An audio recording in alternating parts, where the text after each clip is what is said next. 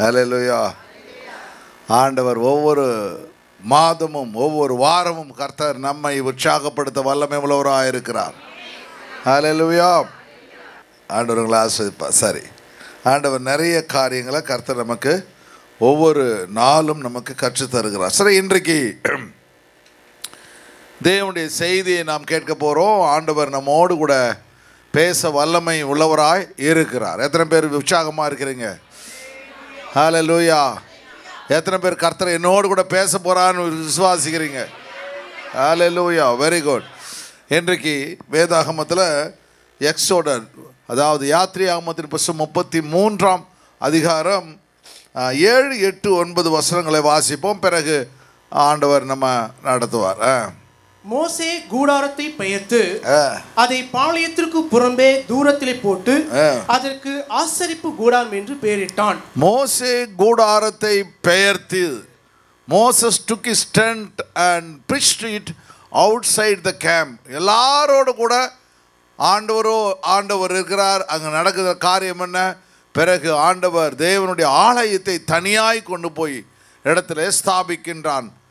மோசே கூடாரத்தை பெயர்ந்து அதை பாளையத்திற்கு புறம்பே மக்கள் வசிக்கிற இடத்துல கொஞ்சம் தூரத்தில் கொண்டு போட்டு அதற்கு ஆசரிப்பு கூடாரம், டேபர்னக்கல் அப்படின்னு ஆசரிப்பு கூடாரம், தேவன் ஆசாரியர்களிடத்துல வாசம் பண்ணுகிற தேவன் சொல்லி ஆசரிப்பு கூடாரம் என்று பெயரிடுகிறான்.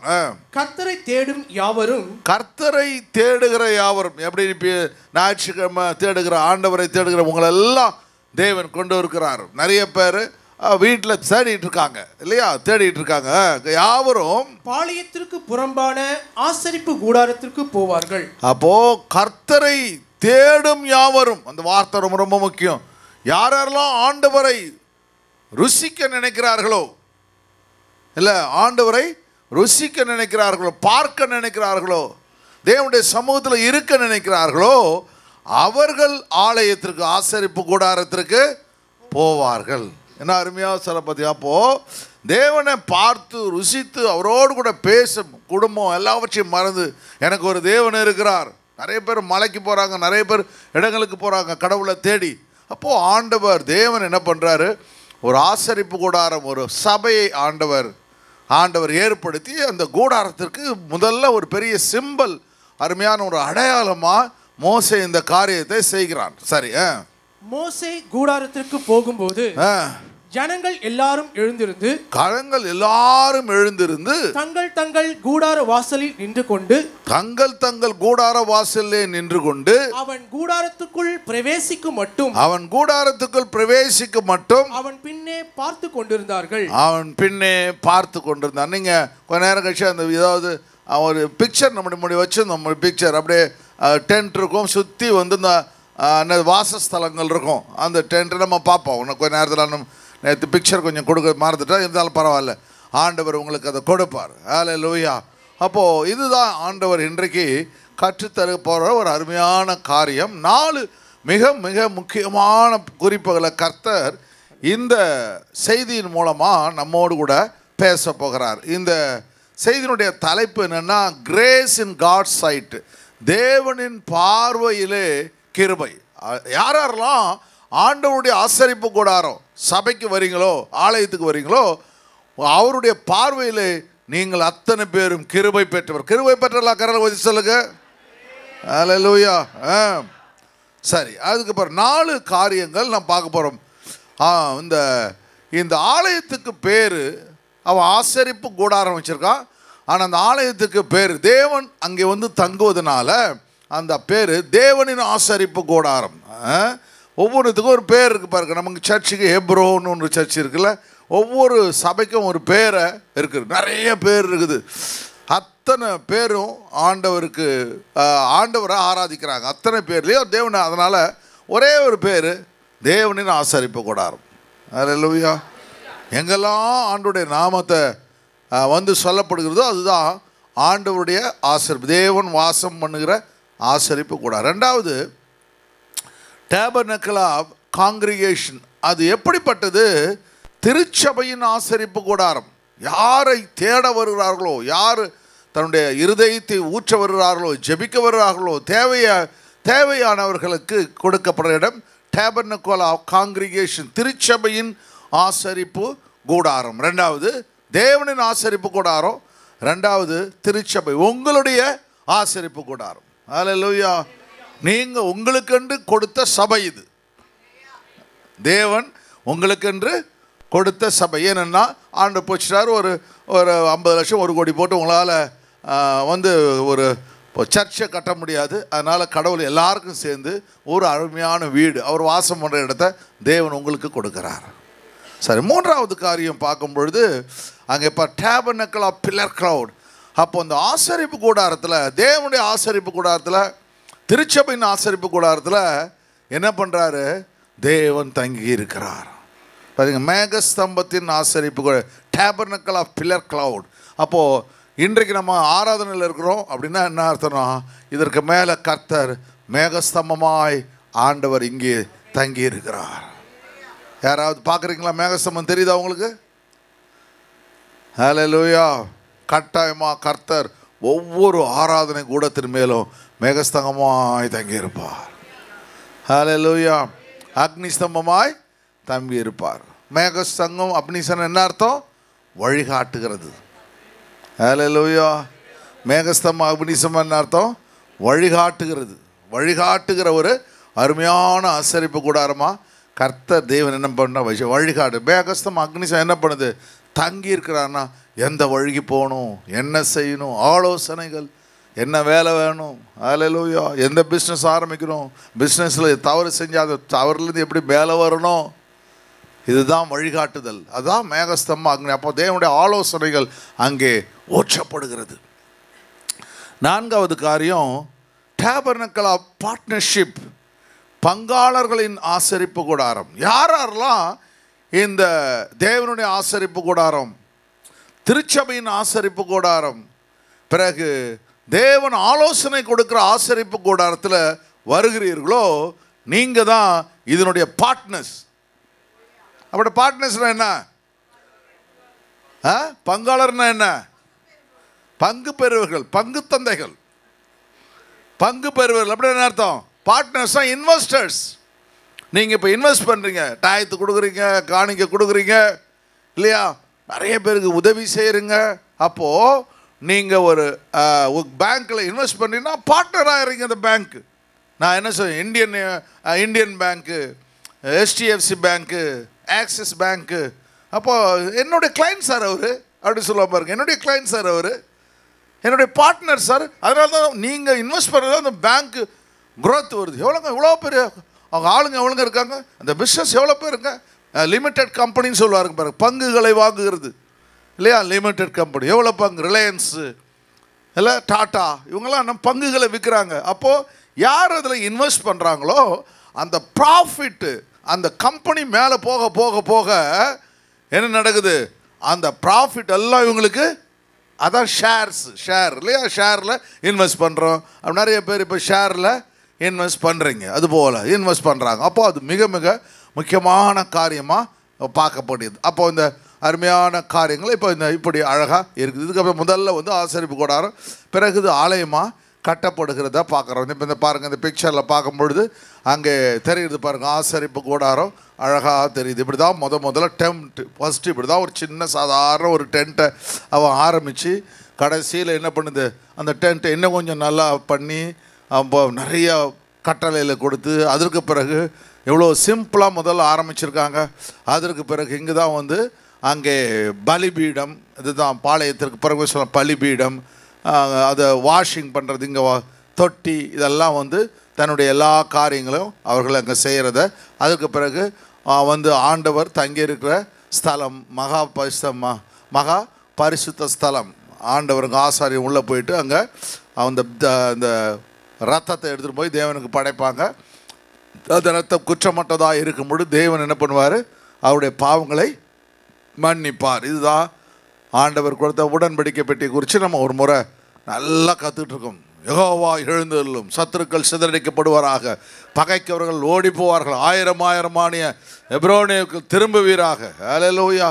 ஆசரிப்பு கூடத்தில் என்னென்ன இருக்குதுன்னு பார்த்தீங்கன்னா அந்த அருமையான சமூக தாப்பங்கள் எல்லாமே இருக்குது. பார்த்தீங்களா, ஆண்டவர் தேவன் எல்லாவற்றையும் கற்பலைகள், அருமையான காரியங்கள்லாம் அங்கே நம்ம பார்க்குறோம். இதெல்லாம் முன்னே நம்ம அருமையாக 2-3 நேரம் பார்த்துட்டோம். அதனால் கொஞ்சம் ஞாபகப்படுத்துறதுக்கு இந்த பிக்சரை நீங்கள் பார்க்குறீங்க. கடவுள் உங்களை ஆஸ்வதிக்க வல்லமை உள்ளவராக இருக்கிற பார்த்தீங்களா, கேருபீன்களெல்லாம் தேவ தூதர்கள் அவர்களை வழி நடத்துகிறார்கள். ஒரு பெரிய திட்டம் தேவன் என்ன பண்ணுறாரு, உங்களுக்குன்னு வச்சிருக்கிறார். ஹல்லேலூயா. ஒரு தகப்பன் பெரிய பிஸ்னஸ் ஆரம்பித்து, ஒரு தகப்பன் பெரிய மல்டி மில்லியனராக பார்த்தீங்களா. இப்போது அருமையான இந்த திருமணங்கள்லாம் நடக்குது பாருங்கள். பெரிய அம்பானி திருமணம் அவங்கெல்லாம் நடக்குது பாருங்கள். எத்தனை 1000 கோடிகளை செலவு பண்ணுறாங்க பார்த்தீங்களா. ஏன்னா அவங்க ஒரு ராயல் ஃபேமிலி போல் இருந்து ஒரு கிங்குடைய நாட்களில் எப்படி பண்ணுவாங்களோ அந்த அளவுக்கு அவர்களை தேவன் உயர்த்துற. கிங்கு தான் செலவு பண்ணுவாங்க. இப்போ சாதாரண ஒரு மனுஷன் என்ன பண்ணுறான், கிங்கு மாதிரி செலவு பண்ணுறத பார்க்க முடியுது. 1000 கோடி 2000 கோடி ஒரு கல்யாணத்துக்கு செலவு பண்ணுறாங்க. 6 கிராமில் நம்மளும் கல்யாணத்தை முடிச்சிடுறோம். அது ஆண்டவர் எல்லாத்தையும் தேவன் ஆசீர்வதிக்கிறார். ஏன் நம்ம ஆண்டவர் நம்ம இப்படி வச்சிருக்காரு நீங்கள் யோசிக்காதீங்க. உங்களுக்கு கர்த்தர் பரலோகத்தில் பொக்கிஷங்களை சேர்த்து வச்சிருக்கிறார். ஹல்லேலூயா, ஹல்லேலூயா, ஹல்லேலூயா. மேகஸ்தம்பமே என்னை வழி நடத்தும், அக்னி ஸ்தம்பமே என்னை சுத்திகரியும், ஆவியானவரே என்னை அபிஷேகியும், அப்பா பிதாவே உம்மை அண்டிக் கொள்வேன். ஆவியானவரே என்னை அபிஷேகியும், அப்பா பிதாவே உம்மை அண்டிக் கொள்வேன். நீரே என்னை தேற்றும், நீரே என்னை மாற்றும், என்னை நடத்தும் இயேசுராஜனே.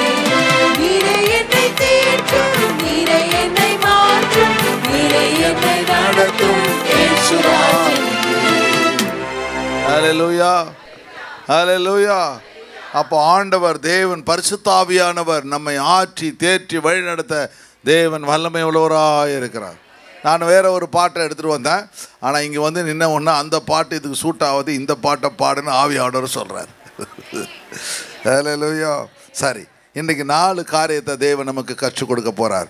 தேவன் நல்லவராக இருக்கிறார். 4 காரியம் என்ன சொல்லுங்க? தேவனின் ஆசரிப்பு கூடாரம், திருச்சபையின் ஆசரிப்பு கூடாரம், மேகஸ்தம்பத்தின் ஆசரிப்பு கூடாரம், பங்காளர்களின் ஆசரிப்பு கூடாரம். ஒவ்வொரு தேவனுடைய பிள்ளையும் விசுவாசிகள் என்ன பண்ணணும்? இது ஏன் சர்ச் அப்படி சொல்லணும். என்ன சொல்லணும்?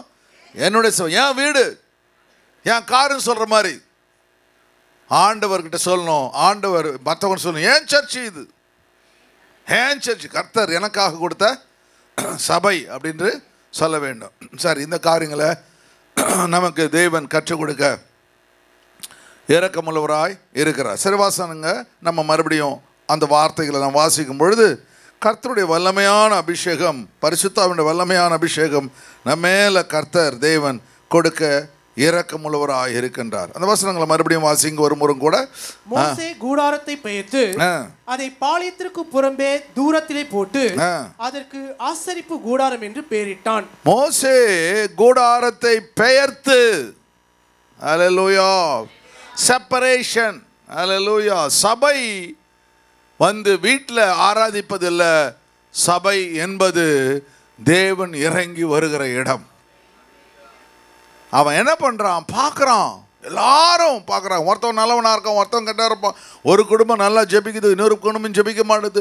ஒரு குடும்பம் ஆண்டவரை ஆராதிக்கிற, இன்னொரு குடும்பம் ஆராதிக்க பார்த்தா. இதெல்லாம் பிரச்சனை வேணாம். இப்படி பண்ணால் கர்த்தர் நம்ம மத்தியில் இறங்கி வர மாட்டார். அதனால் நாம் என்ன செய்வோம், ஆசரிப்பு கூடாரம் என்ற ஒன்றை நாம் என்ன பண்ணுவோம், ஆண்டவருக்காக ஒரு இடத்துல கொண்டு வந்து வைப்போம். வச்ச உடனே யார் வந்து தேவனை நேசிக்கிறாங்களோ, தேவனுடைய சமூகத்தில் சேர்றாங்களோ, அவர்கள் தேவனுடைய ஆலயத்துக்கு வரும் பொழுது அவர்களுடைய ஆசீர்வாதத்தை இந்த தேசம் பார்க்கட்டும். ஹல்லேலூயா. அப்போ ஆண்டவர்கிட்ட ஒரு தேவனுடைய பிள்ளைகளுக்கும் மற்றவர்களுக்கும் ஒரு வித்தியாசத்தை கொண்டு வர வேண்டும் என்று அருமையான மோசே கருதுகிறான். உங்களுக்கும் மற்றவர்களுக்கும் தேவன் என்ன பண்ணுறாரு, ஒரு வித்தியாசத்தை கர்த்தர் வச்சுக்கிறார். ஹல்லேலூயா. அதனால் நம்ம என்ன பண்ணோம், நம்ம என்ன பண்ண செப்பரேட் பண்ணிக்கிறோம். நிறைய குடும்பங்களில் ரட்சிக்கப்பட்டவர்கள் இருப்பாங்க, ரட்சிக்கப்படாதவர்கள் இருப்பாங்க. நிறைய இடங்களில் ரட்சிக்கப்பட்டவங்களும் சபைக்கு வரமாட்டாங்க. ஒரு சில இடத்துல ஒரே ஒரு ஆள் தான் ரட்சிக்கப்பட்டிருப்பான்.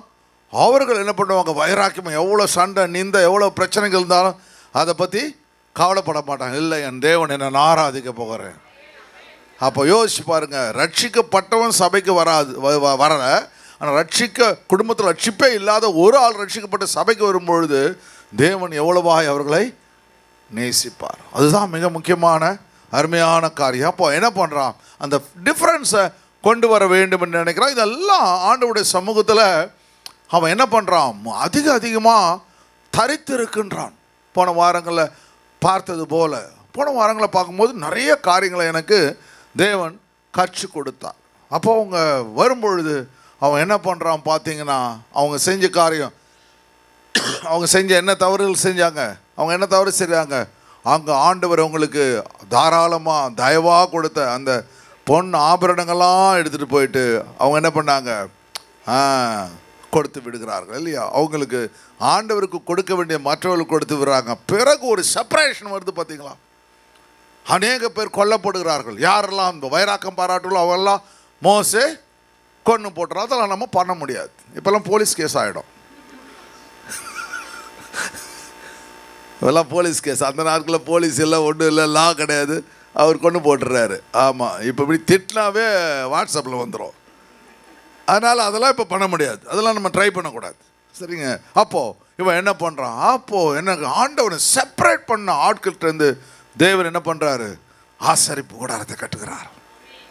அதுபோல் நீங்கள்லாம் செப்பரேட்டட் காங்கிரிகேஷன், பிரித்து எடுக்கப்பட்ட ஒரு சந்ததி. எப்படி அந்த மண்ணிலிருந்து அந்த பொண்ணை ஆண்டவர் பிரித்தெடுத்து அதை 7 முறை மறுபடியும் உருக்கி அது கடைசியில் உங்கள் காதில் உங்கள் கழுத்தில் அநேகருக்கு உங்களுக்கு கனத்தை கொடுக்கிறதோ, அதுபோல் ஆண்டவர் உங்களை புறஜாதிகளுக்கு முன்பாக கனமுள்ளவராய் மாற்றுகிறார். ஹல்லேலூயா. அன்றைக்கு இல்லாத ஒரு பெரிய கனம் கர்த்தர் என்ன பண்ணுறாரு, இந்த நாட்களில் கர்த்தர் உங்களுக்குன்னு ஒரு நியமங்களை கர்த்தர் கர்த்தர் வச்சிருக்கிறார். அதனால் அப்போ ஆண்டவருடைய சமூகத்தில் என்ன செய்ய வேண்டும், நாம் ஆவியானவருடைய கரத்தில் நம்மை முழுமையாய் ஒப்பு கொடுக்க வேண்டும் என்பதை இது குறிக்கிறத பார்க்க முடிகிறது. சரி, இந்த வாசகங்களை வாசிக்கும் பொழுது அப்போ அந்த ஆசரிப்பு கூடத்தில் ஒரு சில காரியங்கள் நம்ம பார்க்க போகிறோம் இன்றைக்கு. எக்ஸோடஸ் 27:20 குயிக்காக போகலாமா? எக்ஸோடஸ் 27:20 குத்து விளக்கு எப்பொழுதும் எரிந்து கொண்டிருக்கும்படி இடித்த பிழிந்த தெளிவான ஒலிவ எண்ணெய் உன்னிடத்தில் கொண்டு வரும்படி இஸ்ரவேல் புத்திரர்களுக்கு கட்டளையிடுவாராக. குத்து விளக்கு எப்பொழுதும் எரிந்து கொண்டிருக்கும்படி சொல்லுங்க. குத்து விளக்கு எப்பொழுதும் எரிந்து கொண்டிருக்கும்படி. இப்போ குத்து விளக்கு எரிகிறது என்றால் என்ன அர்த்தம் அப்படின்னா, குத்து விளக்கு எரிகிறது என்றால் அங்கே பிரகாசம் உண்டாயிருக்கிறது. குத்து விளக்கு எங்கே எரிய வேண்டும்? வீட்டில், மார்க்கெட்டில் இல்லை. எங்கே எரியணும்? ஆசரிப்பு கூடாரத்தில். ஹல்லேலூயா. திருச்சபையில் குத்து விளக்கு எரியும் பொழுது அந்த பிரகாசம் உண்டாகிறது பார்க்க முடிகிறது. ஒவ்வொன்றாலும் சொல்லிட்டு வரேன். குத்து விளக்கு எப்பொழுதும் எரிந்து கொண்டு இடித்து பிழிந்த தெளிவான ஒலிவ எண்ணெய். தெளிவான ஒலிவ எண்ணெய். நீங்கள் பாருங்க, இப்படி ஒரு லைட் இருக்குது, ஒரு இது இருக்குது, என்னது, அதில் என்ன பண்ணுவாங்க, அந்த திரியை போடுவாங்க. அந்த திரியை போட்டுட்டு அந்த திரியை என்ன பண்ணுவாங்க, அதில் எண்ணெயை ஊற்றுவாங்க. நல்லா கவனிங்க. நான் இந்த எண்ணெயை ஊற்றுவாங்க. எண்ணெயை ஊற்றிட்டு அந்த திரி எவ்வளோ அதிகமாக அந்த எண்ணெயில் மூழ்கி இருக்குதோ அப்போ தான் அந்த திரி பிரகாசமாக எரியும். நல்லா கவனிங்க, பிரகாசமாக எரியும், ரொம்ப நேரம் எரியும். ஒரு திரி எண்ணெயில் மூழ்கா இருந்தால் சீக்கிரம் கருகி போய்விடும். நீங்கள் எவ்வளோ அதிகமாக தேவனுடைய பிரசன்னத்தில், தேவனுடைய அபிஷேகத்தில், தேவனுடைய திட்டத்தில், தேவனுடைய தரிசனத்தில் மூழ்கி இருக்கிறீர்களோ நீங்கள் அதிக நேரம் பிரகாசிப்பீர்கள். அதிக நேரம் பிரகாசிப்பது மாத்திரமல்ல, வெளிச்சத்தை கொடுப்பீர்கள். ஹல்லேலூயா. கொஞ்சம் கொஞ்சம் அந்தந்த இடத்துல அந்த கறி வரும்பொழுது அந்த ஆசாரியன் என்ன பண்ணுவான், அதை ட்ரிம் பண்ணுவான், வெட்டுவான். அதுபோல் உலக சிற்றின்பங்கள் நமக்கு சில சமயத்தில் வரும். ஹல்லேலூயா. ஆமாம், 1 மணி நேரம் நம்ம ஜெபிக்கிறோம் அப்படின்னா 10 மணி நேரம் யூடியூப் பார்ப்போம். அப்போது என்ன பண்ணோம், கொஞ்சம் கொஞ்சமாக அதை நேரத்தை கட் பண்ண பார்க்கணும். நல்ல காரியங்களை தேவன். ஒரு டாக்டர்கிட்ட நான் பேசிகிட்டு இருந்தேன். அந்த டாக்டர்கிட்ட பேசும்பொழுது அவர் சொன்னார், என்ன பண்ணிட்டுருங்க? நான் டாக்டராக இருக்கேன். அப்படியா? பைபிள் தெரியுமா? நல்லா தெரியும். பைபிள் தெரியும். ஆனால் ஆதியாகமம் தெரியும், வெளிப்படுத்த விசேஷம் ஐம் பைபிள் டீச்சர் அப்படின்றார். Bible teacher. எங்கேயாவது நீங்கள் போய் ஆண்டவரை பற்றி சொல்லுங்களா? இல்லை, அதெல்லாம் பண்ணுறதில்ல. கிளினிக்லேயே உட்காந்து படிப்பேன். நிறைய மேகசின்ஸ் அதையும் படிப்பேன். நிறைய பிரசங்கப்பேன். எல்லாம் என்னத்துக்கியா? பறிச்சுட்டு நிறையா கற்றுக்கிட்டு என்ன பண்ணேன்? கற்றுக்கிட்டே இருக்கிறேன். எப்போ கற்று முடிப்பீங்க தெரியாது, அதுக்குள்ளே போயிடுவேன். அந்த திரி என்ன செய்ய வேண்டும்? அந்த திரி என்ன இவ்வளோ நீட்டாக இருக்கும்? பெரிய எவ்வளோ நீட் தான் இருக்கும், அவ்வளோதான். அதான் வாழ்க்கை. உங்களுக்கு 60 வயசுமோ 80 வருஷமோ 85 வருஷமோ அவ்வளோதான் வாழ்க்கை.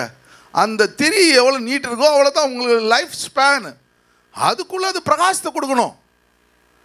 அதுக்குள்ளே அது நல்லா அழகாக எரியணும், எழுதி பிரகாசத்தை கொடுக்கணும். அப்போது நான் அவர்கிட்ட சொன்னேன், எது இல்லைங்க வாழ்க்கை, கர்த்தர் உங்களை உருவாக்குனது, ஆண்டவருடைய பிள்ளையாக மாற்றினது இருக்குன்னா மற்றவர்களுக்கு வந்து பிரகாசத்தை கொடுப்பதற்கு. அப்போ நான் சொன்னேன், என் சர்ச்சில் ஒரு பிள்ளை என்ன பண்ணால், போன முறை ஆடிட்டோரியத்தில் நடந்த மேட்ரை சொன்னேன். ஆண்டவர் என்ன பண்ண, அவள் போயிட்டு நீங்கள் ஃபஸ்ட் சர்வீஸில் போனோம், ஈவினிங் சர்வீஸில் நான் சொன்னேன். ஃபஸ்ட் சர்வீஸில் நான் சொல்ல எவ்வளோ ஞாபக சக்தி எனக்கு இருக்கு பாருங்க. ஹல்லேலூயா. இவருக்கு வயசாகி போட்டு மறந்துடாரு மட்டும் நினச்சிடாதீங்க. ஒரு சிலதை மறக்கவே மாட்டார். அப்போது அந்த பிள்ளை சொன்னாலாம், அருமையான சாட்சி. 4th சர்வீஸில் அந்த பிள்ளை சாட்சி சொல்கிறா. அவள் என்ன பண்ணுறா, அவள் ஒர்க் பண்ணுற இடத்துல என்ன பண்ணால், அந்த ஸ்கூல் எல்லாம் வேறு அவங்க பிரஜாதிகள். அந்த சமயத்தில் சொன்னாரா, நீ நல்லா பாடுறையே, ஒரு பாட்டு பாடு. உடனே இந்த பொண்ணு என்ன பண்ணாராம், இல்லை நான் நல்லா தான் பாடுறேன், ஆனால் எனக்கு ஜீசஸ் பாட்டு தான் தெரியும். அவள் சொன்னா, நீ ஒரு வேறு பாட்டை கற்றுக்கிட்டு ஒரு பாட்டை பாடு, ஒரு நல்ல சினிமா பாட்டை கற்றுக்கிட்டு பாடு அப்படின்னு. அவள் உடனே அடித்தாலும், இல்லை சினிமா பாட்டு ஒன்றுமே தெரியாது, ஒன்றுமே நான் கற்றுக்கவே இல்லை, ஆண்டோடைய பாட்டு தான் கற்றுட்டுருக்கேன், அதான் என்ன பாட முடியும். அப்புறம் பக்கம் போத்தலாம் வேணாம் அவ்வளோ என்னது இது, அதாவது பாட தெரியாது விட்ருக்கேன்னு 4-5 பேர் சொன்னாலாம். அப்போ உடனே எல்லாரும் சேர்ந்து, இல்லை நல்லா பாடுறால, பாட்டு போட்டுமே அப்படின்னு சொல்லியிருக்கான். சரின்னு சொல்லிட்டு இவ bless the Lord oh my soul அந்த பாட்டை நம்முடைய பிள்ளை இப்போ தான் முடிச்சு, டிகிரி முடித்து முதல்ல போய் 6 மாதம் தான் ஆச்சு. அப்போ அந்த பாட்டை பாடினோடனே எல்லாம் ஆடிட்டோரியமே கை தட்டினோடனே அப்போ ரொம்ப அழகாக பாடியே, யாரெல்லாம் பாட வேணாம்னு சொன்னாங்களோ அவள் அத்தனை பேரும் நல்லா பாடியே அப்படின்னு சொன்ன உடனே ஐயோ சொன்னா, எனக்கு ஒன்றே ஒன்று அப்போ ஞாபகம் வந்துச்சு. எங்கள் பாஸ் அதை சொல்லலையே, அவளுக்கு என்ன, ஏன் இப்படி பரவாயில்லையே, எப்படி உனக்கு துரிச்சலாக பாடு நான் கேட்டேன். இல்லை அங்கிள், நீங்கள் அடிக்கடி சொல்லுவீங்க, நீ எங்கே வேலை செய்றியோ அங்கே நீ ஒரு ஊழியக்காரன். அது எனக்கு ஞாபகம் வந்துச்சு, வைராக்கியமாக சொல்லுவேன். அப்போ ஆண்டவர் தேவன் மகிமைப்பட்டார். கரங்களை தட்டி கர்த்தருக்கு நன்றி செய்து ஹல்லேலூயா. காற்றடிக்கும் முழக்கம் போல் வேகம் வந்தீரே, கண்மலையாம் கிறிஸ்து என்னை கருவில் கண்டீரே. காற்றடிக்கும் முழக்கம் போல் வேகம் வந்தீரே, கண்மலையாம் கிறிஸ்து என்னை கருவில் கண்டீரே. மறைந்திடும் உள்ளமெல்லாம் உம் நினைவே, கண்டிடும் நேரம் வரை காத்திருப்பீர். மறைந்திடும் உள்ளமெல்லாம் உம் நினைவே, கண்டிடும் நேரம் மேகஸ்தம்பமா மேகஸ்தம்பமா நன்ன நடுப்பிஞ்சுமோ, அக்னி ஸ்தம்பமா நன்ன சுத்தி செய்யுமோ, ஆத்மதேவா நன்ன அபிஷேகிச்சு, அப்பா தந்தை நின்ன ஹத்து கொந்தரு. ஆத்மதேவா நன்ன அபிஷேகிச்சு, அப்பா தந்தை நின்ன ஹத்து கொந்தரு. నీవే నన్ను ఆదరించు,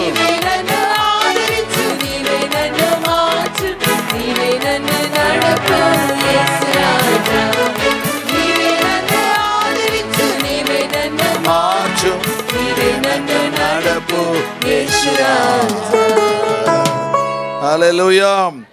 அப்போ அங்க அந்த தெளிவான ஒலிவ எண்ணெய் மிக மிக முக்கியமான ஒன்று. பிரித்தெடுக்கப்பட்டது. ஒரு ஆடு பலி செலுத்தும் பொழுது அது பழுதற்றதா எப்படி இருக்க வேண்டுமோ அதுபோல நீ பிரகாசித்து எரிய வேண்டும் என்றால் தெளிவான ஒளிவ எண்ணெயாய் மாற வேண்டும். கள்ளம் கபடம் இல்லாமல் ஆண்டவரை ஆராதிக்கும் பொழுது, ஆண்டவரை துதிக்கும் பொழுது, ஆண்டவரே என் உள்ளத்தில் எந்த காரியம் இல்லை ஆண்டவரேன்னா கர்த்தர் உன்னை பிரகாசிக்க செய்வார். ஹல்லேலூயா. தேவையில்லாத காரியங்களான விட்டு விடுற ஆண்டவரே, உம்முடைய சமூகத்தில் ஆண்டவரே என்னுடைய திரி ஆண்டவரே எப்பொழுதும் ஆண்டவரே ஆண்டவரே ஒழுங்கு செய்யப்பட்டது நறுக்கிறதா இருக்கிறது கர்த்தாவே. நான் எரிய வேண்டும், எண்ணெயில் அதிகமாய் மூழ்க வேண்டும் நினைக்கும் பொழுது கர்த்தர் என்ன செய்வார்? உன்னை ஆசீர்வதித்து மாத்திரமல்ல உன்னுடைய வெளிச்சம் புறஜாதிகளுக்கு கொண்டு போவார். ஹல்லேலூயா. உன்னுடைய வெளிச்சம் புறஜாதிகளுக்கு கொண்டு போவார். உன் வெளிச்சம் வீட்டு மட்டும் இருந்துராது, அந்த வெளிச்சம் என்ன பண்ணும்? புறஜாதிகளுக்கு போகும். நீ மலையின் மேல் உள்ள பட்டினமாய் மாறுவாய். ஹல்லேலூயா, ஹல்லேலூயா. உலகத்துக்கு வெளிச்சமாய் நீ மாறுவாய். உலகத்துக்கு வெளிச்சமாய் மாறுவதற்கு கர்த்தர் ஒரு பெரிய ஆசீர்வாதத்தை தேவன் எப்படி இருக்காய்? இடித்து பிழிந்த தெளிவான ஒளிவ எண்ணெய். சில சமயத்தில் நம்ம இடிக்கப்படுவோம், சில சமயத்தில் பிழியப்படுவோம், ஆனால் ஒரு நாள் தெளிவான ஒளிவ எண்ணெயாய் மாறுவோம். ஹல்லேலூயா. பரிசுத்த ஆவியானவர். அப்போ பிறகு அடுத்த வசனம் பாருங்க. ஆசரிப்பு கூடாரத்திலே சாட்சி சந்நிதிக்கு முன்னிருக்கும் திரைச்சலிக்கு வெளிவரும் ஆரோனும் அவன் குமாரரும் சாயங்காலம் தொடங்கி விடியற் காலம் மட்டும், அந்த வசனத்தை வாசிங்க. ஆசரிப்பு கூடாரத்தில் சாட்சி சந்நிதிக்கு முன்னிருக்கும் திரைச்சீலைக்கு வெளிப்புறமாக ஆரோனும் அவன் குமாரரும் சாயங்காலம் தொடங்கி விடியற் காலம் மட்டும் விடியற் காலம் மட்டும் கர்த்தருடைய சன்னிதானத்திலே அந்த விளக்கை எரிய வைக்க கடவர்கள். அந்த விளக்கை எரிய வைக்க கடவர்கள். அந்த விளக்கு என்ன பண்ண வேண்டும்? எரிக்கப்பட வேண்டும். ஹல்லேலூயா. ஆண்டவர் தேவன் என்ன பண்ணுவார்? அந்த விளக்கை எரிய வைக்கிறார். ஹல்லேலூயா. உங்க மேல கர்த்தர் திட்டங்களும் தயவுகளும் கர்த்தர் வச்சிருக்கிறார். விளக்கு எரிய வைக்கப்பட வேண்டும். அந்த பரிசுத்தம். அப்போ என்ன செய்யறாரு? ஆவியானோட வல்லமை இறங்குது, தேவனுடைய வல்லமை இறங்குது. கர்த்தர் என்ன பண்றாரு? இந்த சீஷர்களை இடிச்சு பிழியறாரு, பயங்கரமா பண்றாரு. அந்த இதுக்கு ஆண்டவர் தேவனுடைய ஸ்பிரிச்சுவல் கிஃப்ட்ஸை கொடுக்குறாரு. எப்போவுமே நம்ம தேவனுடைய சமூகத்தில் தரித்திரு கதறி அழும் பொழுது ஸ்பிரிச்சுவல் கிஃப்ட்ஸ் தேவன் கொடுக்குறார். அப்போ மேல் வீட்டு அறையில் அவங்க என்ன பண்ணுறாங்க? 120 நாட்கள் அவர்கள் தவிர்த்து இருக்கும் பொழுது என்ன பண்ணுறார்? பரிசுத்தாவின் அபிஷேகத்தை கொடுக்கும்போது ஸ்பிரிச்சுவல் ஆவிக்குரிய வரங்களை கொடுக்குறார். அந்த ஆவிக்குரிய வரங்கள் கிடைத்த பண்ண ஒரு பிரசங்கத்தில் 3000 பேர் ரட்சிக்கப்படுகிறார்கள். ஹல்லேலூயா. அப்போ இவர்களுக்கு எத்தனையோ உபத்திரவங்கள். இயேசு பிடிக்கப்பட்ட அது ஓடுறான், ஒருத்தன் மறுதளிக்கிறான், அப்புறம் ட்ரெஸ்ஸை விட்டு ஓடுறான், எங்கே பார்த்தாலும் பயந்து போகிறாங்க. இந்த பரிசுத்தாவின் அபிஷேகம் ஊற்றப்பட்ட பிறகு அவன் என்ன செய்கிறான்? ஆண்டவருடைய திட்டங்களை தைரியமாக எழுந்து பேசுகிறான். அதுபோல் நீங்கள் இடித்து பிழிந்த ஒளிவ எண்ணெயாக மாறும் பொழுது உங்களை கர்த்தர் எல்லா இடங்களிலும் பிரகாசிக்க செய்ய வல்லமை உள்ளவராக இருக்கிறார். பின்னாடி வசனம் வருது, என்ன வருது? அந்த ஆசரிப்பு கூடாரத்தில் அங்கே பார்க்கும் பொழுது அது எரிகிறத அவன் என்ன பண்ணுறான்? ஆரோன் என்ன பண்ணுறான்?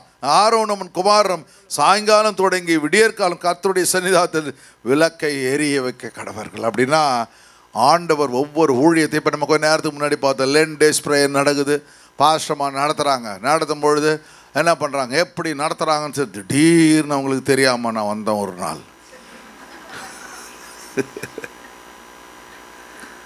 நான் நினச்சேன் ஒரு 4-5 பேர் உட்காந்துருப்பாங்க அப்படின்னு நினச்சி டக்குன்னு சின்ன கண்ணாடி அதுக்கு தான் வச்சுருக்கிறேன். நீங்கள் எப்படி பார்க்குறீங்களோ அப்படியே நானும் பார்ப்பேன். ஆனால் நீங்கள் பார்க்குற விதம் வேறு, நான் பார்க்குற விதம் வேறு. நான் எரியுதான்னு பார்ப்பேன், நீங்கள் ஹல்லேலூயா. அப்போ அந்த கண்ணை பார்த்தோம், ஐயோ 50 பேருக்கு மேலே வந்திருக்குறாங்க அந்த 10 days ப்ரேயருக்கு 1 மணி நேரம். எனக்கும் அப்படியே ரொம்ப ஆச்சரியமாக போச்சு. அப்படியே செகண்ட் ஃப்ளோர் போய் ஆண்டவர்கிட்ட அப்படியே தேவனை நான் மகிமைப்படுத்தினேன். அப்போ அந்த ஆசாரியன் அந்த விளக்கு எரிகிறதா இல்லையா என்பதை கவனித்துக்கிட்டே இருக்க வேண்டும். அதுபோல் தேவனுடைய பிள்ளைங்க, சபைக்கு வர பிள்ளைங்க இந்த பிரகாசத்தை ஒவ்வொரு நாளும் கவனிக்க வேண்டும். சபையில் ஊழியம் நடக்க வேண்டும். நீங்கள் அழகாக ஹாஸ்பிட்டல் மினிஸ்ட்ரிங்க, எனக்கு எவ்வளோ சந்தோஷமாக நல்ல வைராக்கியமாக ஐசக்கு நல்லா அந்த டீமை எடுத்துகிட்டு போகிறார். பியூட்டிஃபுல். அதே மாதிரி எல்லாரும் நிறைய பேர் போகிறீங்க, என்கிட்ட நோட்டில் கையெழுத்து வாங்குறீங்க. அந்த ஜெயில் மினிஸ்ட்ரி நின்று போச்சு, நிறைய மினிஸ்ட்ரி நின்று போச்சு, ப்ரேயர் செல் மினிஸ்ட்ரி பாதியிலே போயிடுச்சு, எல்லாம் முடிஞ்சு போச்சு. ஆனால் ஒரு மினிஸ்ட்ரி வைராக்கியமாக இருக்குது. ஹல்லேலூயா. ஏன் அப்படின்னா அது பொறுப்பை கொடுத்த ஆள் கவனமாக அதை செயல்படுத்துகிறார். ஹல்லேலூயா. ஒரு சாதாரண மனுஷன், ஆனால் கர்த்தர் தேவன் அவருக்கு. அப்போ எனக்கு சந்தோஷமாக இருக்குது. அந்த ஆண்டு இன்னும் என்கிட்ட வந்து அழகாக கையெழுத்து வாங்குறீங்க, அந்த நான் மார்க் வேற போடுறேன் அதுக்கு. சரி, அப்போ அந்த ஆசாரி என்ன பண்ண வேண்டும்? விளக்கை எரிய வைக்க கடவன். ஊழியங்கள் அதிகமாக பிரகாசமாய் மாற வேண்டும். ஹல்லேலூயா. நம்முடைய சபை பெருக வேண்டும். இடிச்சிட்டாரு, புழிஞ்சிட்டாரு, காயவை பக்கத்தில் பார்த்து காயவை. காய வச்சாதான் சொல்லு. காய வச்சா என்ன செய்வீங்க? அதுக்கப்புறம் என்னம்மா பண்ணுவீங்க? Very good. காய வச்சாதான் மறுபடியும் உடுத்தி கொள்ள முடியும். இடிச்சு புழிஞ்சது, இடிச்சு அடிச்சு துவைத்தது அந்த டபராக்குள்ளேயே ட்ரம்முக்குள்ளேயே இருந்துச்சுன்னா பிரகாசம் இல்லை. அதை மறுபடியும் என்ன பண்ண வேண்டும்? உலர்த்த வேண்டும், காய வைக்க வேண்டும். பிறகு அந்த ரிங்கிள்ஸ் எல்லாம் போய் அயன் பண்ண வேண்டும். பிறகு நேர்த்தியாய் போடும் பொழுது அதற்கு ஒரு கனம் இருக்குது. நீங்கள் இடிக்கலைன்னா புழியலைன்னா அந்த பழைய ட்ரெஸ்ஸே போட்டுட்டு இருப்ப.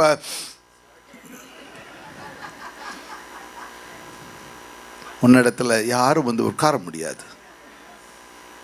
உன் செப்பரேஷனே தனி. சரி, இங்க பாருங்க. அப்போ ஆண்டவர் இந்த ஸ்பிரிட்டை கர்த்தர் என்ன பண்றாரு? தேவன் என்ன பண்றாரு? ஆவியானவர் நமக்கு வைக்கிறார். கர்த்தருடைய இந்த சீஷர்கள்லாம் எப்படி போனாங்களோ அப்படி ஆசீர்வாதத்தை தேவன் மாற்றுகிறார். சரி, ஆண்டவருடைய கரம், பரிசுத்தாவுடைய தேவனுடைய தயவு, ஆவியானவர். அதனால்தான் வந்து ஒரே ஒரு வசனம் பாருங்க. எபிரேயர் 13ஆம் அதிகாரம் 12ஆம் வசனத்தை பாருங்க. எபிரேயர் 13:12 பாருங்க. அந்தபடியே இயேசுவும் தம்முடைய சொந்த இரத்தத்தினாலே, அல்லேலூயா, அந்தபடியே இயேசு தம்முடைய சொந்த இரத்தத்தினாலே ஜனத்தை பரிசுத்தம் செய்யும்படியாக நகர வாசலுக்கு புறம்பே பாடுபட்டார். அல்லேலூயா. பிரகாசிக்க வேண்டும்.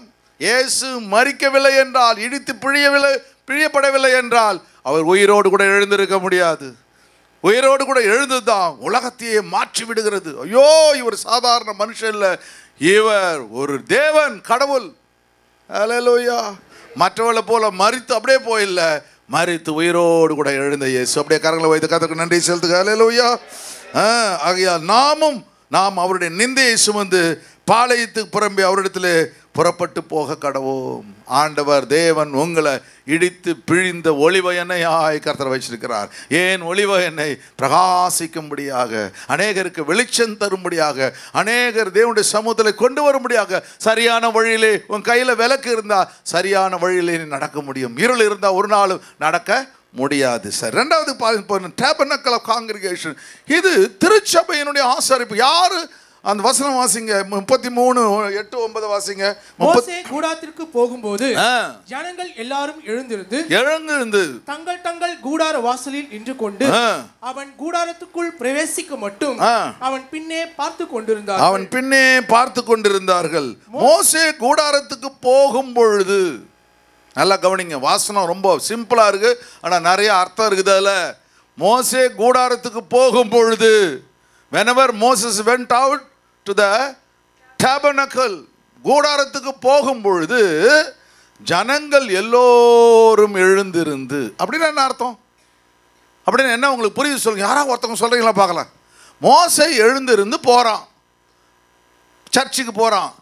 அப்போ ஜனங்கள் எல்லாரும் எழுந்திருந்து அப்படின்னா செட் டைம் சொல்லுவாங்க. செட் டைம்னா நிர்ணயிக்கப்பட்ட நேரம், appointed time. Set time, appointed time. ஒரு நேரம் குறிப்பிடப்படுகிறது.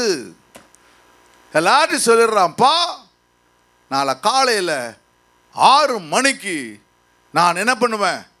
எழுந்திருந்து ஆசரிப்பு கூடாரத்துக்கு போவேன். அடுத்த வாரம் குறித்தோல பவனி இருக்குது. நாம் என்ன பண்ணுறோம்? நம்ம எல்லாம் சேர்ந்து பாரபட்சம் இல்லாமல், நீ வேற நான் வேற, நீ அது பேசல இது பேசல இல்லாமல் நாம் எல்லாம் கிறிஸ்துவனுடைய பிள்ளைகள். அப்போ முதல் ஆராதனை முடிச்சுட்டு 2வது ஆராதனையில் அங்கேருந்து அப்படியே சுற்றி வந்து வரப்போகிறோம். ஆண்டவர் தேவன் பரிசுத்த ஆவியானவர் நம்ம எல்லாரையும் நேசிக்கத்தக்கதாய். அப்போ ஒரு டைம் ஃபிக்ஸ் பண்ணிருக்கு, 7 மணிக்கு அங்கே இருக்கணும். 7 மணினா 7:15 7 மணிக்கு அங்கே இருக்கணும். முடிஞ்ச உடனே திடீர்னு ஓடி அங்கே போயிட்டு அந்த இடத்துல போய் நின்று நம்ம எல்லாம் ஒன்றா சேர்ந்து எல்லாரும் சேர்ந்து ஒன்றா சேர்ந்து, இதான் செட் டைம். அப்போ ஒரு டைம் இருக்குது. 6 மணி ஆராதனை, அப்புறம் 7:30 மணி ஆராதனை அப்படின்னு சொல்லி செட் டைம் வச்சுருக்கோம். அந்த டைம் பார்த்து எல்லாம் வர வேண்டும். அப்போ அந்த வரும்போது அவங்களுக்குள்ள ஒரு பயம் வருகிறது. ஹல்லேலூயா, ஹல்லேலூயா. அவங்க கவனிக்கிறாங்க. 3 காரியம் அங்கே நடக்குது பாருங்க. என்ன நடக்குது? எல்லோரும் எழுந்திருந்து அப்படின்னா என்ன அர்த்தம்? அவர்கள் எல்லாம் என்ன பண்ணுறாங்க? அந்த சமயத்தில் இது கூடாரத்துக்கு போகும்பொழுதுலாம் செட் டைம். என்ன டைம்னு வச்சுக்கோ. 2வது எழுந்திருந்து ரோஸ்ன்னு, ரைஸ் அண்ட் ரோஸ்ன்னு சொல்லுவாங்க, ரைஸ். அப்போ எழுந்திருந்து, அப்போது 2வது அவங்க எழுந்திருக்கிறார்கள். 3வது என்ன பண்ணுறாங்க சொல்லுங்க? நின்று கொண்டு பார்த்து கொண்டிருந்தார்கள். அப்படி என்ன அர்த்தம்? ரெவரன்ஸ். இப்போ ஒரு பெரிய ஒரு கடவுளை பார்க்கும்பொழுது, ஒரு மேனேஜர், ஒரு ஓனர், ஒரு பெரிய ஆளை, ஒரு சிஎம் பார்க்கும்பொழுது இப்படி இப்படி நிற்போம் பாருங்க. ஒரு பயபக்தி. தட்ஸ் கால்ட் ரெவரன்ஸ் சொல்லுவாங்க. ரெவரன்ஸ் அப்படின்னா பயபக்தி. ஐயோ மோசே எழுதிட்டாரு, இப்போ ஐயோ மோசே குளிச்சிட்டு இருப்பார், இப்போ மோசே மூஞ்சி கழுவிட்டு இருக்காரு. எப்போ வர போறார் தெரியல, எப்போ வர போறார் தெரியல. இப்போ எழுந்திருப்பாரு. ஐயோ இன்னும் எழுந்து மோசே வர போறாரு. எல்லாம் ஆசரிப்புக்கு 21 லட்சம் பேர் ஃபுல்லா ஆசரிப்பு கூடாரம். ஒரு ஆள் எழுந்திருக்க நேரத்தை அந்த செட் டைமை பார்த்துட்டு இருக்கிறானுங்க, ஈகராக கவனிச்சுட்டு இருக்கிறானுங்க. அப்போ பார்த்தோன்னு எல்லாம் அவன் ஆசரிப்பு கூடாரத்தில் அப்படியே நிற்கிறான். குழந்தைய பிள்ளை எல்லாம் எனக்கு தெரியும். கொஞ்ச நேரத்துக்கு முன்னாடி தான் எல்லாரையும் போட்டு வெட்டி துண்டாக்கி எல்லாம் தப்பு செஞ்சவங்கலாம். அப்போ என்ன பண்ணுறான்? அவன் அப்படியே அந்த பலகை எடுத்துகிட்டு பார்க்குறான், இங்கே பயங்கரமான நடனம் நடந்துகிட்டு இருக்குது. உடனே என்ன பண்ணுறான்? அந்த பலகையை போட்டு உடைச்சி. இந்த பலகை எதை குறிக்கிறது? நம்முடைய சரீரத்தை குறிக்கிறது. பலகை எதை குறிக்கிறது? நம்முடைய சரீரம். எழுத்துக்கள் எதை கொடுக்கிறது? ஆவியானவர் நம்முடைய சரீரமாகிய இருதயமான பலகையிலே எழுதுகிறதை குறிக்கிறது. அந்த தியாலஜன் சொல்கிறாங்க, மோசே அந்த கற்பகளை உடைத்த பொழுது அதனை எழுதின அந்த வார்த்தைகள் அப்படியே எவாப்ரேட் ஆயிடுச்சான், மறைஞ்சு போச்சான். திரும்ப போய் அந்த இடத்த போய் மோசே பெருமணியும் அந்த உடஞ்சி போன, என்னடா கோவப்பட்டு இதை உடச்சிட்டோமே அப்படின்னு சொல்லிட்டு உடஞ்சி போன பலகையை தேடி எடுக்கிறானா. எடுக்கும் பொழுது அந்த பலகைகள் எழுத்துக்களே இல்லையா. அப்போ இவன் உடைத்தது தேவனுக்கு சரி என்று பட்டது. எனக்கு எவ்வளவு வைராக்கியம் இருக்கிறதோ அதே வைராக்கியம் என் மகனாகிய மோசேக்கு இருக்கிறது. உடனே ஆண்டவர் பார்த்துட்டு அப்போ அவன் புரிஞ்சுக்கிட்டான். அவனை ப்ரைஸ் பண்ணாங்களாம் பரலோகம். வெறும் இந்த எழுத்துக்கள் ஏன் இவங்களுக்கு தவறான காரியங்கள் செய்ய, இவங்களுக்கு இந்த எழுத்துக்களை கொடுக்கக்கூடாது என்று. அவர்கள் இல்லைன்னா ஒட்டி இருப்பானுங்க, இல்லைன்னா ஒட்டி மறுபடியும் செய்வான். அதனால் ஒட்டக்கூடாதரா, மறுபடியும் அவங்க திருந்தணும் அப்படின்னு சொல்லிட்டு அந்த பலகைகள் யூஸ் இல்லாமல் போய்விடு. இப்பொழுது அவனுக்கு தெரியாது என்ன நடந்துச்சு. மறுபடியும் என்ன பண்ணுறான்? மறுபடியும் ஆண்டவருடைய சமூகத்தில் போய் 40 நாள் மறுபடியும் காத்திருந்து மறுபடியும் அந்த பிரமாணங்களை அவன் பெற்றுக்கொள்கின்றான். ஹல்லேலூயா, ஹல்லேலூயா. அப்புறம் என்ன செய்கிறோம்? அதை பவுடர் பண்ணி அந்த இதை கோல்டு இந்த பவுடர் பண்ணி அவன் குடிக்க கொடுங்க. ஏமாமெல்லாம் பண்ணானோ அத்தனை போய் சாவு. ஹல்லேலூயா. எல்லாம் காரியங்கள் பார்க்குறான். தேவனுடைய திட்டங்கள் நிறைவேற வேண்டும். ஆசரிப்பு கூடாரத்துக்கு கொடுக்க வேண்டிய இந்த பொண்ணும் பொருளும், ஐயோ தேவன் ஒரு பெரிய திட்டத்தை உங்களுக்கு ஆண்டவர் அவன் சொல்கிறேன் உங்களுக்கு ஆசீர்வாதத்தை கொடுக்குறாருண்ணா. நல்ல வீட்டை கொடுக்குறாரு, 4 பெட்ரூம் ஹவுஸை கொடுக்குறாருண்ணா. ஒரு பெட்ரூமில் ப்ரேயர்ஸல் நடத்தணும்னு அர்த்தம். ஹல்லேலூயா. எனக்கு வீடே கொடுக்கல பாஸ்டர், உனக்கு அந்த எண்ணமே இல்லைன்னு அர்த்தம். ரெண்டுத்துக்கு வித்தியாசம் இருக்கு. ஏன் வீடு கொடுக்கல? நீ கொடுத்தாலும் ஆண்டவர் மகிமைப்படுத்த மாட்ட. கொடுத்தா மகிமைப்படுத்துன்னு தெரிஞ்சா கர்த்தர் கொடுப்பார். நான் இதை என் வாழ்க்கையில் பார்த்தேன். ஃபஸ்ட்டு ஒரு ஃபியட் வச்சுருந்தேன். அப்போது நாங்கள் நெருக்கிக்கிட்டே போவோம். நான் எங்கள் அப்பா அம்மா எல்லாம் கரெக்டாக இருக்கும், 4 பேர், அப்பா அம்மா 4. அப்புறம் ஆண்டவரே எனக்கு ஒரு புது கார், பழைய கார், அது ரொம்ப ஓல்டு, எவ்வளோ உங்களுக்கு வாங்கியிருப்பீங்கன்னு நினைக்கிறீங்க? 26,000 ரூபாய் அந்த கார் விலை. அப்போ பெரிய ரேட். அப்போல்லாம் ரொம்ப 84லாம் வந்து 26 பெரிய அமௌண்ட் இல்லை. இப்போ 26. ஆனால் ஆண்டவரை ஒரு புது கார் வாங்கணும் அப்படின்னு சொல்லும்போது நினச்சேன், ஆண்டவர் புது கார் வாங்கணும், வேன் வாங்கணும் அப்படின்னு. நானும் என் குடும்பம் மட்டும் போகக்கூடாது, போகும்போது பிலீவர்ஸை கூப்பிட்டு போகணும். ஹல்லேலூயா. அப்படி என் மனசில் ஒரு எண்ணம் வந்துச்சு பாருங்க. அப்போது மாருதி வேன் வாங்கினேன். வாங்கின புது வேன் பேர் மாருதி. இந்த மாருதி வேன் வாங்கினது பிறகு கர்த்தர் 4 காரை கொடுத்தார். ஹல்லேலூயா. ஆண்டவர் ஆசீர்வாதத்தை அந்த எண்ணம் முக்கியம். என் வீடு இருக்கு, என் வீட்டை தேவனுக்கு திறந்து கொடுப்பேன். இல்லை நான் போய் தேவனுக்கு ஊழியம் செய்வேன், ஒரு பிரேயர் எடுப்பேன், ஆண்டோட நாமத்தை உயர்த்துவேன். நான் பிரகாசிக்க வேண்டும். என்னை தேவன் பிரகாசிக்க பண்ண வல்லமை உள்ளவரா இருக்கிறார். ஹல்லேலூயா. அப்போ செட் டைம், ஒரு டைம். ரெண்டாவது குறித்த நேரம். ரெண்டாவது என்ன நடக்குது? எழுந்திருக்கிறார்கள், பார்க்கிறார்கள், எழுந்திருக்கிறார்கள். மூணாவது என்ன செய்றாங்க? பயத்தோடு நிற்கிறார்கள். இந்த ஞாயிற்றுக்கு ஆராதனையில் கர்த்தர் இந்த 3 காரியங்களும் 6 மணி ஆச்சு, ஃபஸ்ட்டு ஆராதனைக்கு போகிறேன், 2வது ஆராதனைக்கு 7:30 மணி ஆச்சு, 2வது ஆராதனை எழுந்திருந்து சீக்கிரமாக ஒரு பயத்தோடு கூட ஆராதனைக்கு வர வேண்டும். ஹல்லேலூயா. வேதாகமத்தில் நிறைய காரியங்களை இருக்குது. சரி, கொஞ்சம் 1, 2, 3 மட்டும் எடுக்கிற தேவனுடைய கரம் நம்மை ஆஸ்வதிக்க வல்லமை உள்ளவராது. அது நம்முடைய உறவை குறிக்கிறது. சொல்லுங்க, உறவை குறிக்கிறது. ஹல்லேலூயா. ஒரு குழந்தை வந்து டைமுக்கு எழுந்திருக்கணும் அப்படின்னு யார் நினைப்பாங்க? பக்கத்து வீட்டுக்கார அம்மாவை நினைப்பாங்க? யார் நினைப்பா? சொந்த அம்மா தான் நினைப்பா. ஐயோ என் புள்ள படிக்கணும், எழுந்து டைம் ஆகி போச்சு, ஸ்கூலுக்கு டைம் ஆகி போச்சு. அதுபோல் கர்த்தர் உங்களை நினைக்கின்றார். ஏனென்றால் நீங்கள் அவருடைய பிள்ளைகள். ஹல்லேலூயா. சங்கீதம் 55:16 குயிக்க போகலாம். நானும் தேவனை நோக்கி கூப்பிடுவேன், அவர் என்னை ரட்சிப்பார். அந்தி சந்தி மத்தியான வேளையிலும் நான் தியானம் பண்ணி முறையிடுவேன், அவன் சத்தத்தை கேட்டார்.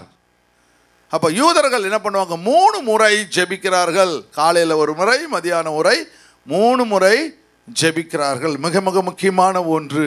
நீங்கள் பார்க்கும்பொழுது 9ஆம் மணி வேளையிலே பேதுருவும் யோவானும் தேவாலயத்திற்கு போனார்கள். ஹல்லேலூயா. அப்போ நேரங்கள் மிக மிக முக்கியமான ஒன்று. இது ஆபிரகாம் காலையில் எழுந்து ஜெபிக்கின்றான், ஈசாக்கு மத்தியானத்தை கற்றுக் கொடுக்கின்றான், யாக்கோபு இரவு ஜெபத்தை கற்றுக் கொடுக்கின்றான். சரி, இந்த நிறைய காரியங்களா. தானியேல் 3 வேளையும் ஜெபிக்கின்றான். நான் சீக்கிரமாக முடிக்கிறதுனால ஸ்பீடாக போகிறேன், வேறு வழி இல்லை. 3 வேளை எப்படி ஜெபிக்க வேண்டும்? 3 முறையும் அவனுக்கு எதிராய் பத்திரங்கள் வைக்கப்பட்ட பொழுது அவன் என்ன பண்ணான்? 3 வேளையும் தேவனை தொழுது கொள்கின்றான். அவன் தொழுது கொள்வதை எல்லாரும் பார்க்குறாங்க. யாரெல்லாம் எதிர்ப்பாக பேசினாங்களோ, யாரெல்லாம் எதிர்க்க அவனை பற்றி எழுதினாங்களோ, அவர்கள் அத்தனை அதை பற்றி அவன் கவலைப்படலை. எது நடந்தாலும் தெரியும். வந்து ராஜாவுக்கு எதிராக செஞ்சால் ராஜாவை வணங்கலாம், வேற யாரை வணங்கினாலும் அவர்கள் சிங்கத்தின் கெபியிலே போடப்படுவார்கள். சிங்கமாவது கெபியாவது என் ஆண்டவர் அதற்கு மேலாக இருக்கிறார். அவர்தான் யூதா கோத்திரத்து சிங்கம். ஹல்லேலூயா. அவர் ஒருவருக்கு தான் நான் பயப்படுவேன். அப்போ அந்த ஜெபத்தை அவன் விடவே இல்லை. ஹல்லேலூயா. 3 அவர். அப்போ 9ஆம் மணி வேலை வந்து முதல் ஜாமம், 2வது ஜாமம் 12ஆம் மணி நேரம், 3வது ஜாமம் 9ஆம் மணி நேரம். ஹல்லேலூயா.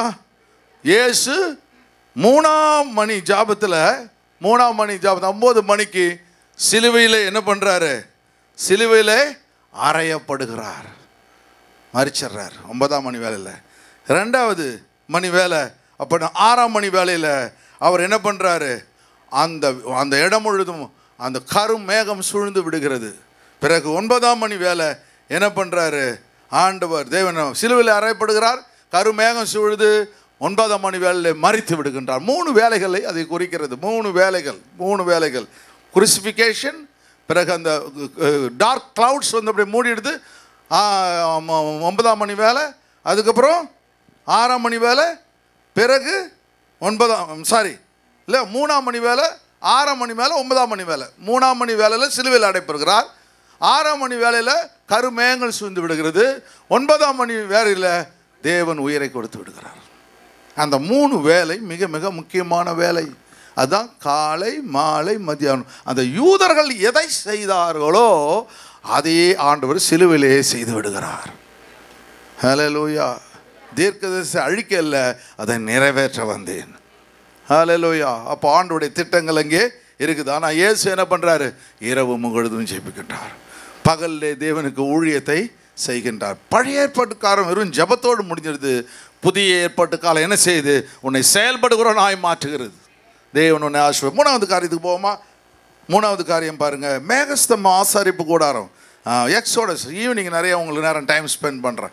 ஈவினிங் நேரம் நிறைய இது நல்லா கவனிக்கலாம். 33ஆம் அதிகாரத்தில் 9-10 குயிக்கா வாசிங்க பாருங்க. மோசே கூடாரத்துக்குள் பிரவேசிக்கையில் மேகஸ்தம்பம் இறங்கி கூடார வாசலில் நின்றது. ஹல்லேலூயா. இங்க பாருங்க, இவன் ஒழுங்கா எல்லாம் செய்ய ஆரம்பிச்ச உடனே பரலோகமே இறங்கி வந்துடுது. நீங்க ஒழுங்கா இருந்தா எல்லாம் இறங்கி வரும். என்ன சொல்றாரு ஆண்டவர்? சொல்றாரு என்ன சொல்றாரு? நீ பூமியில எதை கட்டுகிறாயோ அது பரலோகத்திலே கட்டப்பட்டு இருக்கும். நீ பூமியிலே எதை கட்ட அவிழ்க்கிறாயோ அது பரலோகத்திலே கட்ட அவிழ்க்கப்பட்டிருக்கும். நான் உனக்கு பரலோகத்தின் திறவுகோல்களை தருவேன். ஹல்லேலூயா. கடவுளுடைய மேலே இருக்க திறவுகோல், அந்த கீயை ஒன்று கொடுத்துருவோம்பா. நீ எஸ்னா எஸ் பரலோகத்தில், நீ நோன்னா நோ. நீ சொல்கிறதான் நாங்களும் கேட்போம்ப்பா. என் சித்தத்தை மட்டும் நிறைவேற்றி விடு. சொல்லுங்கள், என் சித்தத்தை நிறைவேற்ற கிருபை தாங்க ஆண்டவர். உடைய வல்லமை மேலே இறங்கட்ட ஆண்டவர். உடைய தயவு என் மேலே இறங்கட்ட ஆண்டவர். உடைய தரிசனம் என் மேலே இறங்கட்ட ஆண்டவர். உடைய சித்தம் நிறைவேறட்டும். புத்தக சுருளில் என்னை பற்றி எழுதி இருக்கிறதே. ஹல்லேலூயா. பார்த்தீங்களா, ஆண்டவரே சொல்கிறார் பாருங்க, ஐயோ என்னை பற்றி புத்தக சுருளில் எழுதி இருக்கிறதே. அதுபோல் உங்களை பற்றி ஆண்டவர் ஒரு ஹிஸ்ட்ரியை எழுதுகிறார். பெரிய பெரிய ஆட்டோ பயோகிராஃபி நான் சொல்கிறாங்க பார்த்தீங்களா, நிறைய ஹிஸ்ட்ரி எழுதுகிறாங்க. அது போல் ஒவ்வொரு விசுவாசிக்கும் ஒரு ஹிஸ்ட்ரி இருக்கும். உங்கள் பேர் என்ன? உங்களுக்கு சுனாமி. சூனியம் வைக்கிற மாமி இல்லை, சுனாமி. ஏதோ சுனாமியோ சுனாமியோ. ஆனால் உங்களை குறித்து கீழே என்னப்போ எத்தனை மணிக்கு எழுந்திருக்கிறீங்க, எங்கே போகிறீங்க, எங்கே வரீங்க. ஏன்னா தேவதூதன் வேலை அது. உங்களுக்குன்னு ஒரு தேவதூதன் அவன் அந்த புத்தகத்தை திறப்பான். சுனாமியார் எப்ரோன் சர்ச்,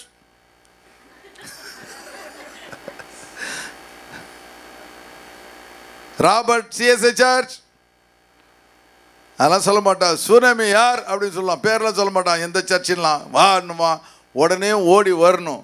வந்த உடனே இதில் பற்றி என்ன இருக்குது? காலியாக இருக்குங்க, ஒன்றுமே செய்யலையா. எத்தனை வருஷம் உயிர் இருந்தார்? 83 வயசுங்க. எங்கே அடக்கம் பண்ணாங்க? கீழ்பாக் சிமெண்ட்ரி இல்லைங்க, எல்லாம் கரெக்டாக தான் பண்ணுங்க. இது பண்ணலையே. யார் வந்து அடக்கம் பண்ண? பாசல் தாங்க வந்து அடக்கம் பண்ணார்.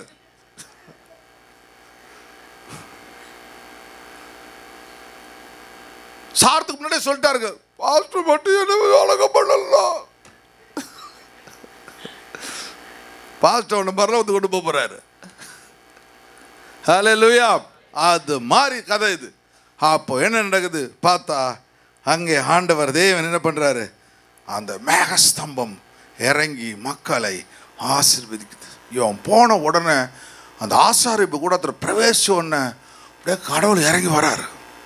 எப்படி இருக்கு பாருங்க, என்ன பயங்கரமாக இருக்குது. அப்போ அவன் வருக, இவனும் டைம் லேட் பண்ணக்கூடாது, அவரும் டைம் லேட் பண்ண மாட்டார். நம்ம வேலையை நம்ம ஒழுங்காக செஞ்சால் அவர் வேலையை அவர் நமக்கு செய்வார்.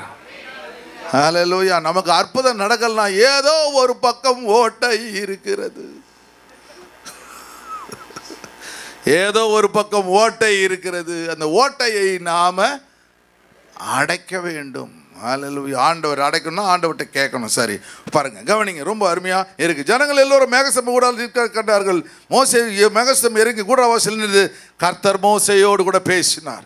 இறங்கணும் சும்மா இருதில்ல, அவனோடு கூட பேச ஆரம்பிக்கிற. சொல்லுங்க, கர்த்தர் என்னோடு கூட பேசுவார். ஹல்லேலூயா. அப்போது எக்ஸோடஸ் 13ஆம் அதிகாரம் 21 இரவும் பகலும் வழிகாட்டும்படியாய். ஏன் மேகஸ்தம்பம், ஏன் அக்னி ஸ்தம்பம் அப்படின்றால் வழிகாட்டும்படியா. சொல்லுங்க, வழிகாட்டும்படியாய். ஹல்லேலூயா. ஏன் சர்ச்சுக்கு வரணும், ஏன் ஆண்டவரை குறித்து பேசணும், ஏன் ஆண்டோடைய பாடல் பாடணும், ஏன் 2 மணி நேரம் ஆராதனை, ஏன் 1 மணி நேரம் ஆராதனை? உன்னை தேவன் வழிகாட்ட வேண்டும். இந்த வாரம் திங்கக்கிழமையிலிருந்து அடுத்த சனிக்கிழமை வரலையும் தேவனுடைய வழிகாட்டுதல் உனக்கு தேவை. ஹல்லேலூயா. இந்த பிரசங்கம் தான், இந்த வார்த்தைகள் தான், இந்த வர்ஷிப் தான், இங்கே பாடுற பாட்டு இந்த வாரம் முழுதும் ஒலித்து கொண்டு இருக்க வேண்டும். உன்னுடைய இருதயத்தில் ஒலிக்கணும், உன் வீட்டில் ஒலிக்க வேண்டும். ஆண்டவருடைய வார்த்தைகளை சொல்லிக்கொண்டே இருக்க வேண்டும். ஹல்லேலூயா. அப்போ ஆண்டவர் என்ன பண்ணுறாரு? பரிசுத்த ஆவியானவர் என்ன பண்ணுறாரு? பெரிய திட்டத்தை தேவன் அங்கே காண்கிறத மேகஸ்தம்பம், அக்னிஸ்தம்பம். மேகஸ்தம்பம்னு எடுத்தாலும் நிறைய காரியம். மேகம் திரண்டு வர மேகம், மழை வரப்போகுது இல்லையா? அக்னிஸ்தம்பம் என்னென்னா வழிகாட்டு. மேகஸ்தம்பம் அக்னி. அப்போது ஆண்டவர் அவர்களை வழிகாட்டுறப்ப நல்லா கவனித்து பார்த்தா, ஈஜிப்தில் நைல் நதியை வச்சுருப்பார், ஆனால் இஸ்ரேலில் நதிகள் இல்லை. நல்லா கவனிச்சு பார்த்தீங்களா? நான் ஒரு நாள் இதை யோசிச்சுட்டு இருந்தேன். நடா இது எல்லா நாட்டிலையும் நதிகள் ஓடுகிறது, ஜீவ நதிகள். நம்ம கிட்ட ஜீவ நதிகள் போது பற்றி தண்ணியே இருக்காது. பார்த்தியா? ஜீவ நதி அது பேர்.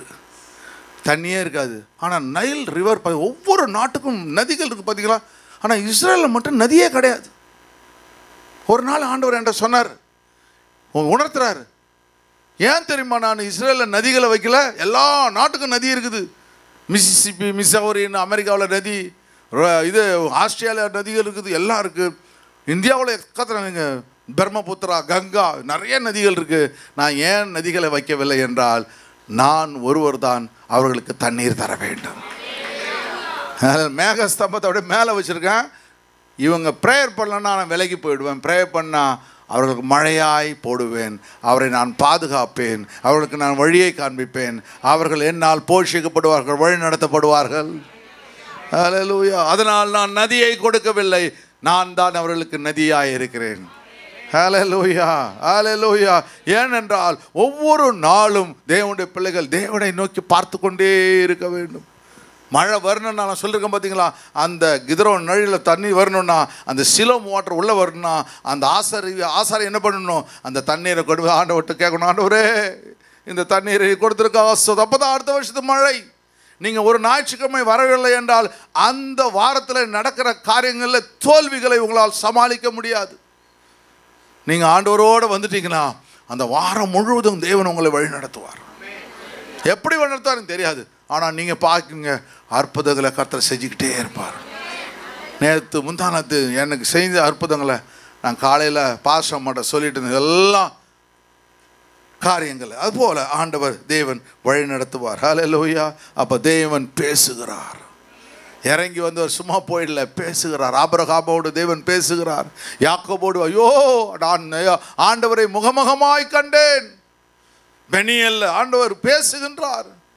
யாக்கோபோடு பேசுகிறார், ஆபிரகாமோடு பேசுகின்றார், எசேக்கியேலோடு பேசுகின்றார். இந்த வசனம் பாருங்க, எசேக்கியேல் புத்தகத்தில் பார்க்கும்போது எசேக்கியேல் 3:22 அவ்விடத்தில் கர்த்தருடைய கரம் என் மேல் அமர்ந்தது. அவர் எழுந்திருந்து பள்ளத்தாக்கு புறப்பட்டு போ, அங்கே நான் உன்னோடு கூட பேசுவேன் என்றார். பேசுகிற ஒரு தேவன். ஹல்லேலூயா. சீஷர்களோடு தேவன் பேசுகிறார். அதுபோல உன்னோடு கூட பேசுகிற ஒரு உண்மை தேவன் நம்மிடத்தில் இருக்கிறார். ஹல்லேலூயா.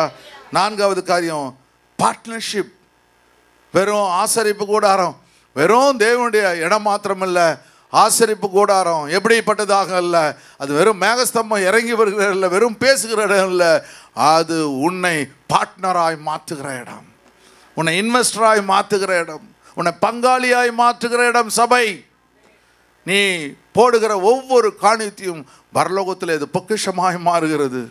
இப்போ எல்லாம் கொடுத்துட்டிங்கன்னா மாதம் மாதம் நீங்கள் டயத்து கொடுக்குறதெல்லாம் ரெண்ட்டு கொடுத்துட்டீங்கன்னு அர்த்தம். என்ன அர்த்தம்? பரலோகத்தில் நீங்கள் இருக்க போகிற வீட்டுக்கு முன்னே ரெண்ட் பே பண்ணிட்டீங்க. அதனால் இங்கே கலெக்ட் பண்ணிடுறார், அங்கே யாரும் இருக்க மாட்டாங்க கலெக்ட் பண்ணுறதுக்கு.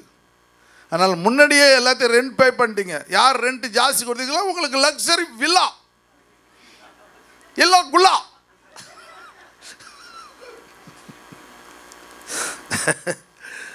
ஆமாம், யார் நல்லா ஆட்டி ஜாஸ்டாக பேட்டா எனக்கு தெரியும். உங்களோட பெரிய வீடு எனக்கு ஆண்டவர் கொடுப்பார். என் சொத்தெல்லாம் வித்துருக்கல கட்டாயம் கொடுப்பார். ஹல்லேலூயா. அப்போ நீங்கள் என்னை பார்த்து பொறாமப்படாதீங்க. என்னடா இவருக்கு மட்டும் இப்படி கொடுத்துட்டாங்க, இங்கே பாஸ் கார் வாங்கணும் அப்படி பார்ப்பாங்கல்ல, சோஃபா வாங்கணும் சோஃபா, அங்கே ஒன்றும் பண்ண முடியாது.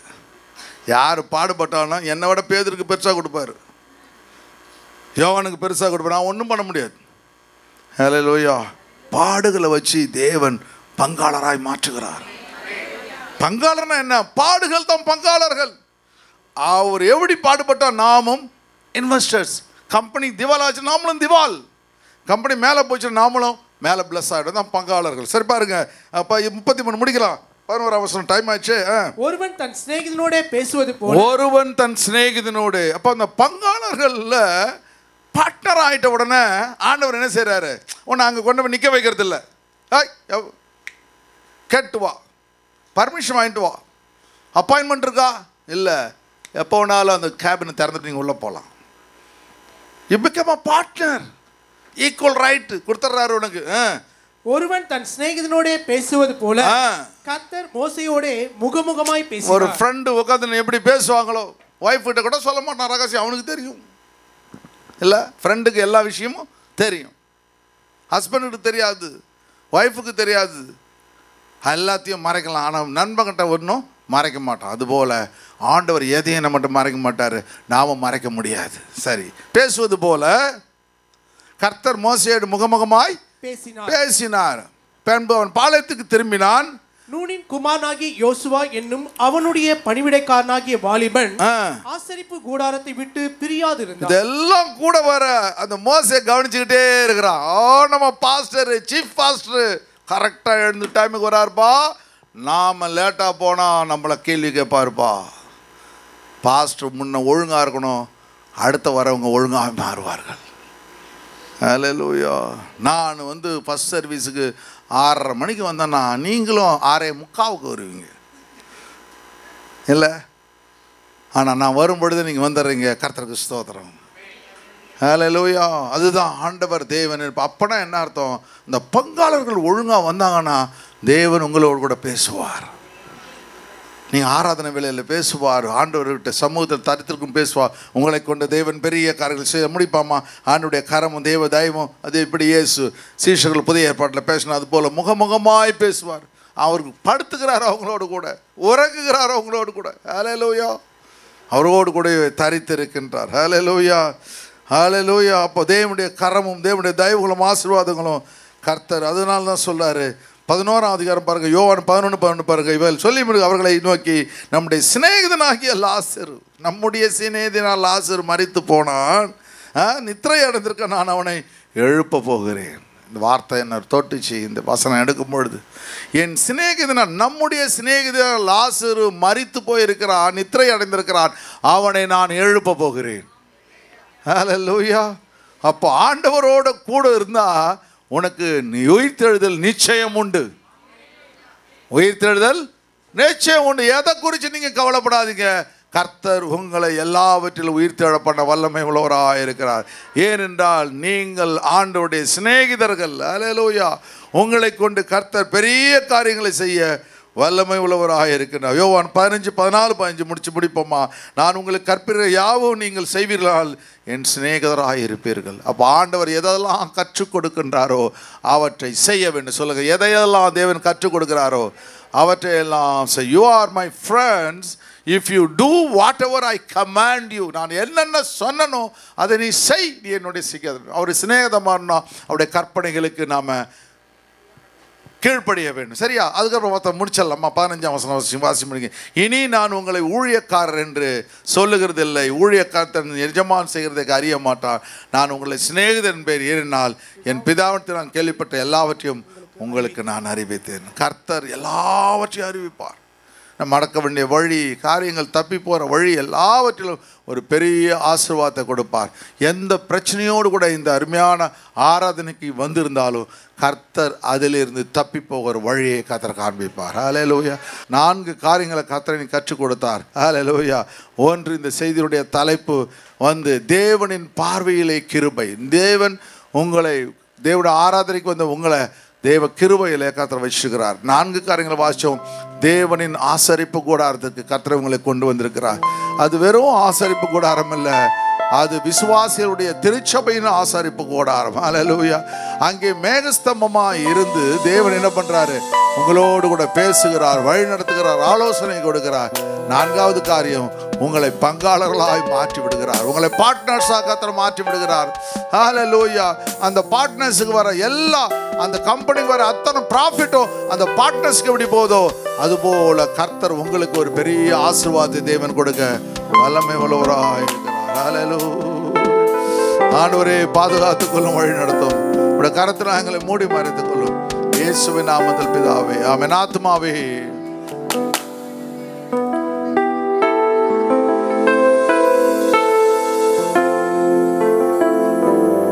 யெகோவா உங்களை ஆசீர்வதித்து காக்க கடவர். எவ்வளவு தங்களுடைய முகத்தை மேல் பிரகாசிக்க பண்ணி உங்கள் மேல் கிருபையாயிருக்க கடவர். யெகோவா தங்களுடைய முகத்தை பிரசன்னமாக்கி உங்களுக்கு சமாதானத்தையும் சந்தோஷத்தையும் இரக்கத்தையும் தயவையும் கட்டளையிடுவாராக. ஆமென்.